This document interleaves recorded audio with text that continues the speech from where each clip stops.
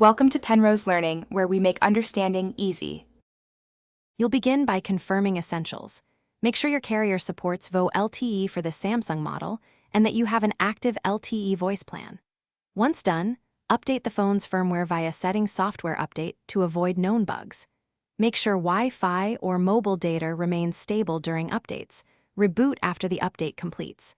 Back up your contacts and call settings before changing network options so you can restore quickly if anything shifts. Now walk through enabling VoLTE. Go to Settings, Connections, Mobile Networks, then enable VoLTE calls.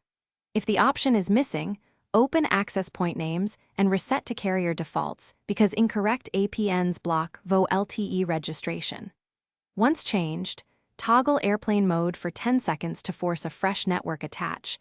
Then reboot the phone so the SIM re-registers with the carrier's IMS network. Make sure you're in an area with LTE coverage and strong signal. Finish by clearing the phone app cache and data to remove corrupted registration tokens, then reboot.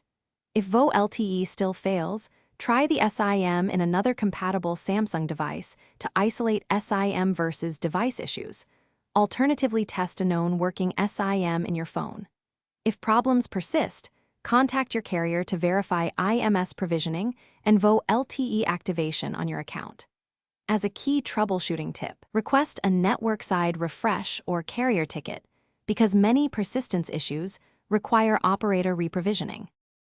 Thanks for watching. If this was helpful, leave a like and consider subscribing. See you next time.